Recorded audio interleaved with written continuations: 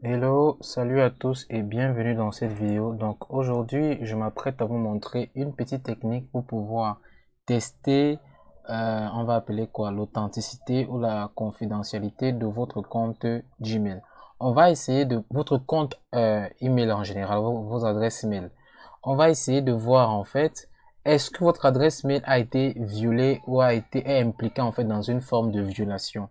Lorsque vous accédez généralement des sites web, c'est avec votre adresse email. Si par exemple vous voulez par exemple acheter quelque chose sur Amazon, on va peut-être vous demander de vous inscrire et c'est généralement à votre adresse email que vous vous inscrivez. Donc, grâce à cela, en fait, si par exemple il y a une intrusion ou bien si Amazon est, fait face à une attaque et que les pirates ont récupéré des adresses, votre adresse a été violée et si vous n'êtes pas vigilant, vous pourrez également être attaqué. Donc on va essayer de savoir, est-ce que votre adresse est violée, est-elle impliquée dans une forme de violation? Je vais donc essayer avec mon compte et vous allez découvrir quelque chose de gmail.com. Et quand je tape pound, on va me dire que mon compte est impliqué dans 4 violations. Déjà, le compte, le logiciel est en anglais, mais c'est pas grave. C'est pas si compliqué à comprendre. Déjà, pour ce qui est du lien, je vais vous mettre en description. Have I Pound, si vous venez sur Google, tapez simplement Have I Pound, vous allez trouver cela, mais je mettrai également en description. Donc, il me dit, il y a 4 violations. Maintenant, il va me donner des conseils. Les conseils sont comme par exemple que j'insère mon compte ou bien je crée un mot de passe compliqué et que je l'insère dans un logiciel, un coffret, un logiciel qui garde les mots de passe comme OnePassword. Que je crée également l'authentification à deux facteurs. Alors, brièvement, c'est quoi l'authentification à deux facteurs? Parce qu'on pourrait en parler une autre fois. L'authentification à deux facteurs, de manière pratique, c'est que je vais lier et mon numéro de téléphone, par exemple, et mon adresse email. Ce qui fait en sorte que si, par exemple, je me connecte et que j'essaye de mettre mon adresse email et mon mot de passe, je vais automatiquement recevoir un message sur mon téléphone qui va me demander de valider en fait la connexion.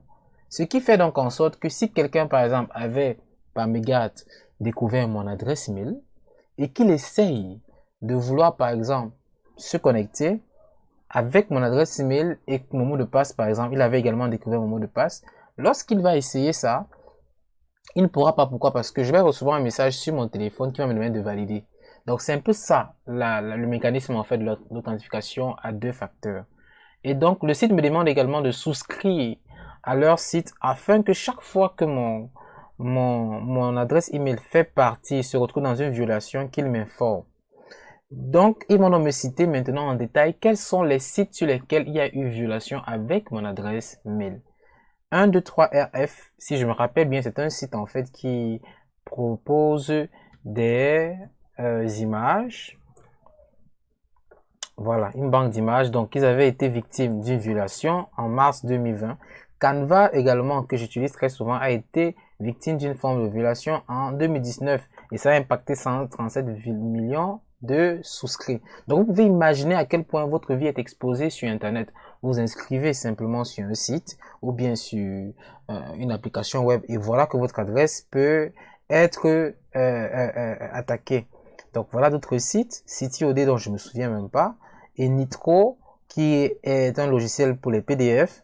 Donc, tous ces 4 sites avaient été victimes d'une forme d'intrusion ou d'une attaque et c'est grâce à cela en fait que ces hackers ont pu accéder à nos adresses email.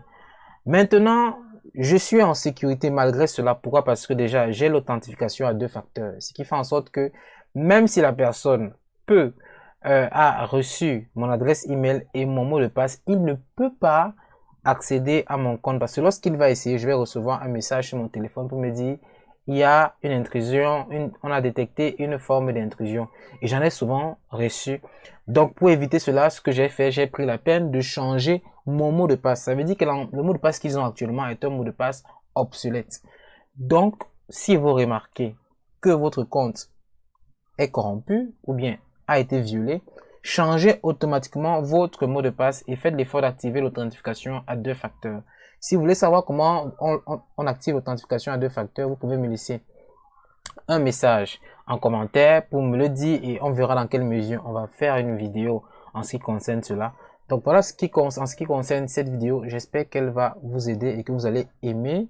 Si elle vous a intéressé, ne manquez pas de me laisser un like. Et s'il y a quelque chose que vous ne comprenez pas, posez la question en commentaire. Nous allons vous aider à mieux le comprendre. Si vous souhaitez surtout recevoir des meilleures astuces comme ceci, ne manquez pas de vous abonner à la chaîne YouTube. Et retenez que je partage régulièrement des meilleures astuces en privé avec à mon audience. Ce sont des astuces que vous ne trouverez pas en vidéo ou bien en article de blog. Je le partage spécialement en privé à ceux qui sont membres de la communauté Le Débrouillard. Donc si vous souhaitez recevoir ces conseils, je vous encourage, cliquez sur le lien qui est dans la description. Vous serez redirigé vers une page qui va vous demander d'insérer votre adresse email. Et c'est ainsi que vous serez inscrit et vous recevrez mes meilleurs conseils et astuces. Donc voilà pour ce qui est de cette vidéo. Je vous dis merci et à très bientôt. N'oubliez jamais, adoptez toujours la simplicité. Merci et à très bientôt.